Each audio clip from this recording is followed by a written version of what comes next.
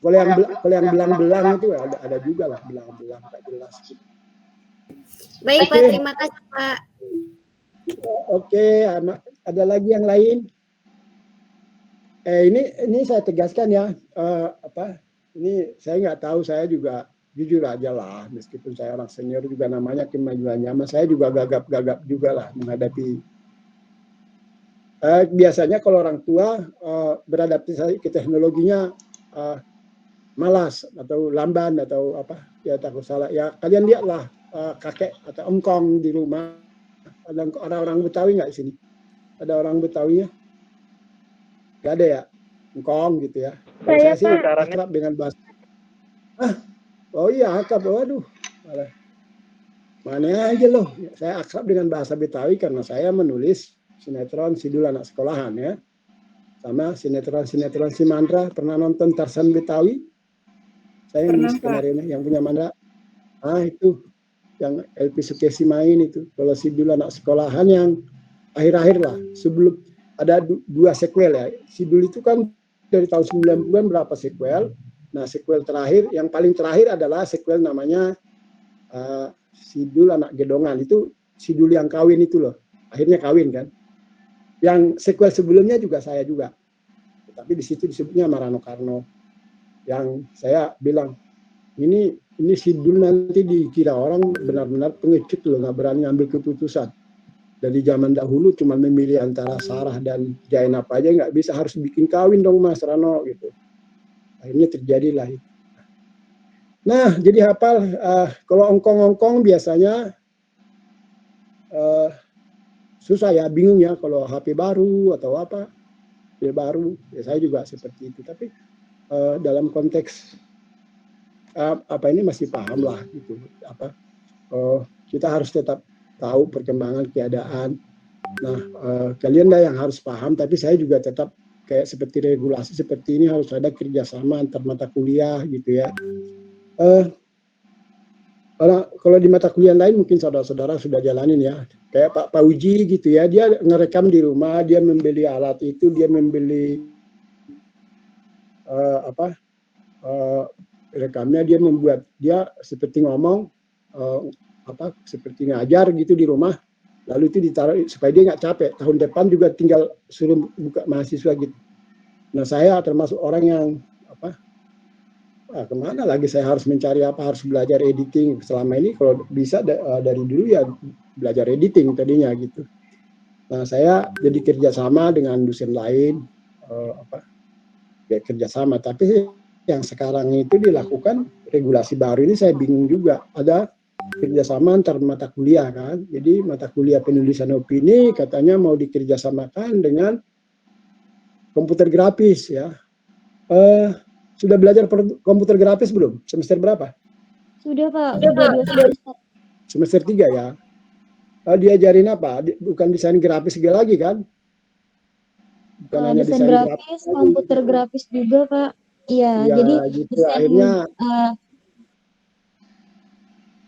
mengedit video ya, Adobe Premiere ya, Adobe Premiere. Adobe iya ya, Pak, benar Pak. Iya.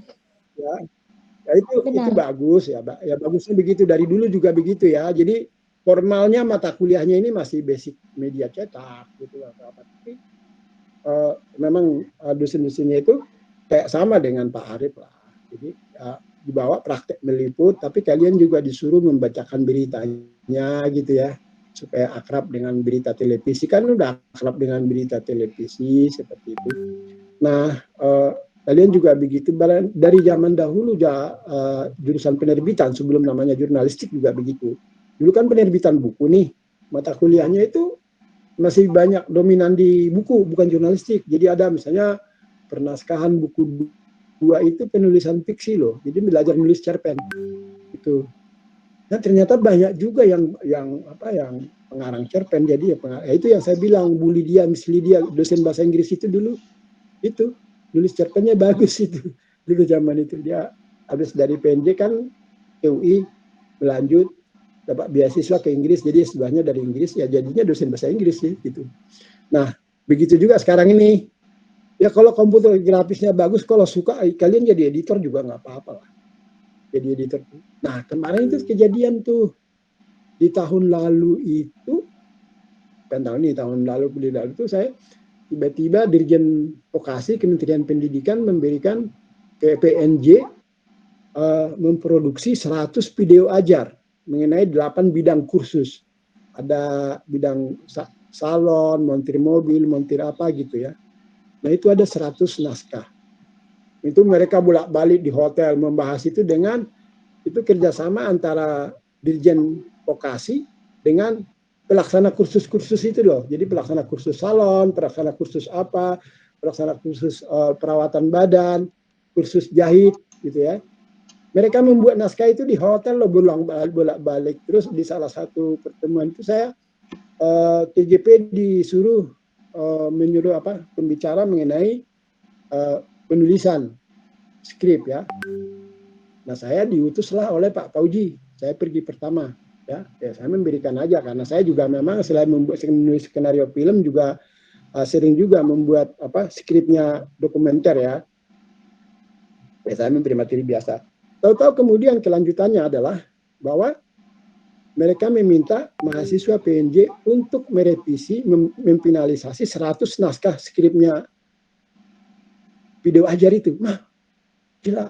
Akhirnya ya mendadak begitulah Pak Fauji. Saya bilang ya udah gini, akhirnya diambil jalan tengah. Jadi jurusan TGP kan biasanya lebih bagus nulisnya naskah ya, tapi kan di bidang videonya kan nggak terlalu juga gitu.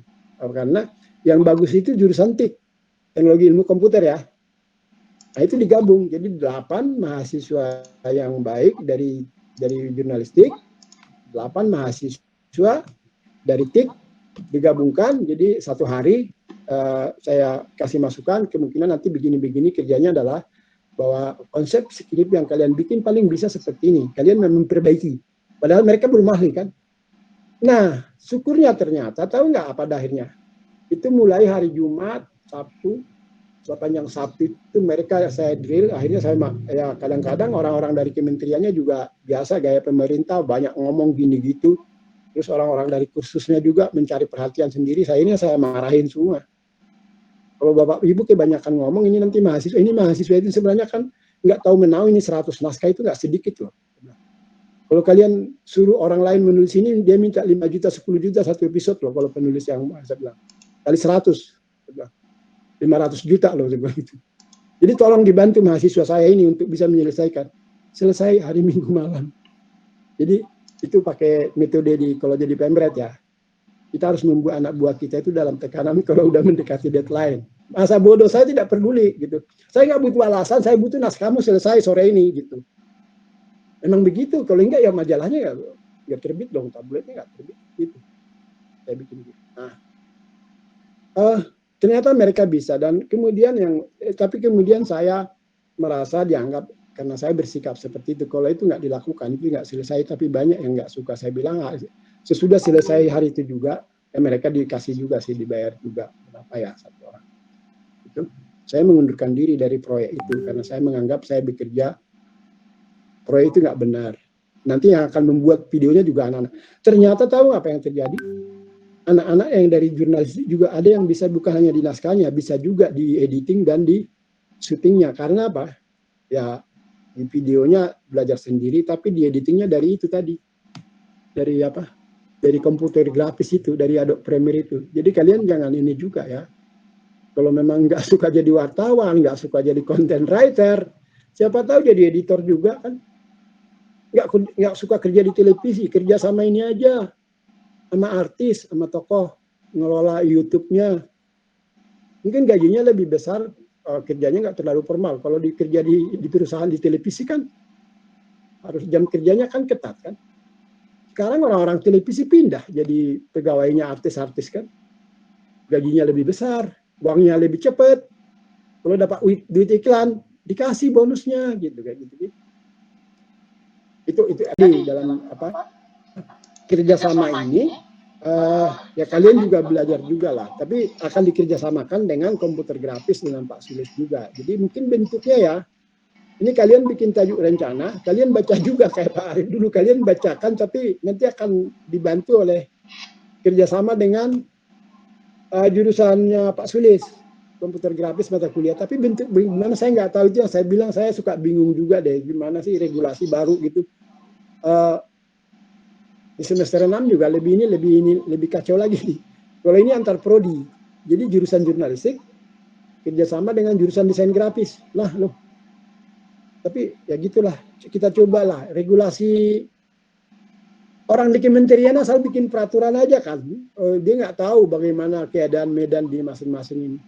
Dia nggak tahu, kita mahasiswanya semester 4 belum pernah merasakan jadi mahasiswa, belum pernah ke kampus, belum pernah bertemu dosen. Ya Allah, disuruh begini, disuruh begitu, gimana sih ceritanya? Tapi ya jangan ini ya, jangan menjadi apa berlindung di balik alasan. Yang selalu seperti saya bilang, kalian harus berusaha melakukan sebisa mungkin apa yang bisa kalian lakukan yang diajarkan. Hanya itu yang bisa ini ya. Karena keadaan memang seperti ini, regulasinya seperti ini.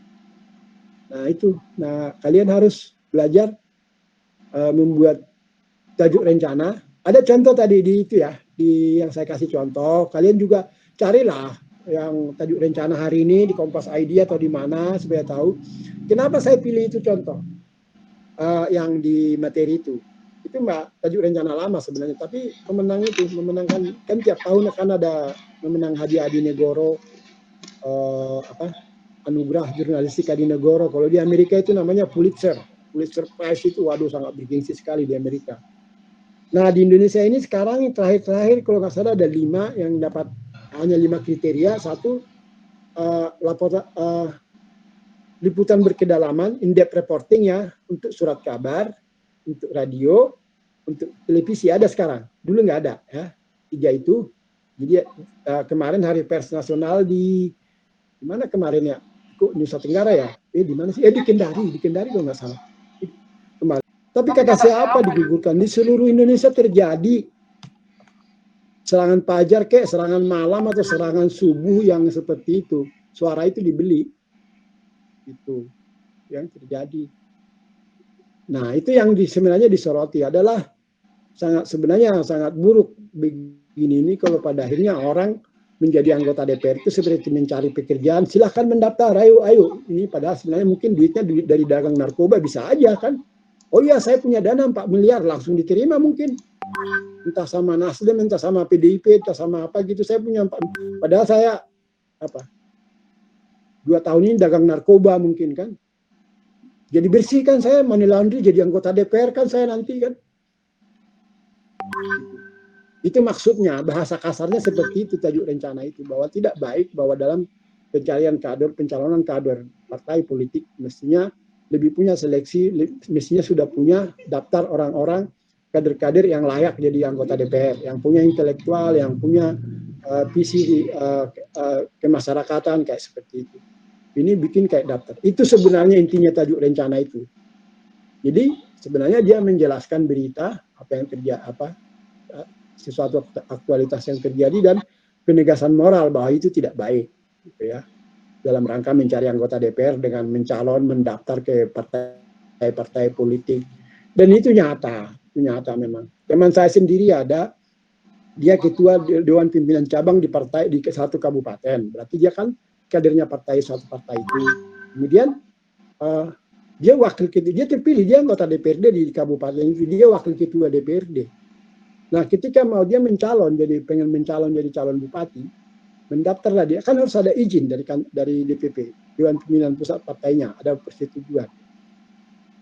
Nah waktu mau mengajukan itulah dia ke partainya, datang ke sini menghubungin saya lagi ada di sini, ke sini dong, pengen ngobrol-ngobrol. Ya saya datang ngobrol di Hotel Akasia di Keramat situ. Dia menceritakan itu, bahwa dia lagi menunggu bertemu dengan Dewan Pimpinan Pusat partai, suatu partai G lah, partai G ya, GER begitu. Tahu apa yang terjadi? Seminggu dua minggu balik dari sini, yang disetujui jadi yang didukung oleh partai pusat partainya itu adalah orang lain, bukan dia. Orang lain. Jadi dia udah ketua DPC partai bersangkutan, dia jadi anggota DPR di daerah bersangkutan, wakil ketua DPR. Tapi yang dipilih, yang didukung menjadi calon bupati mau ada pemilihan bupati adalah orang partai lain yang entah dari mana, bukan kader partai itu, bukan. Kalau kader partai itu kan berarti satu daerah sama dia kan, satu partai sama dia kan. Orang dari luar. Kenapa bisa seperti itu? Ya, pasti ya ukuran uang tadi, gitu ya. Jadi diperhinakan sebenarnya dia.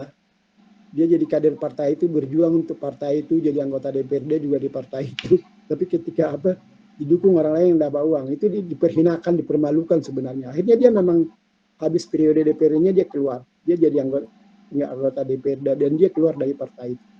Dia kembali begitu. Ada itu di daerah, ada orangnya itu. Itu nyata, itu kasihan nyata ya. Orang saya bilang dipermalukan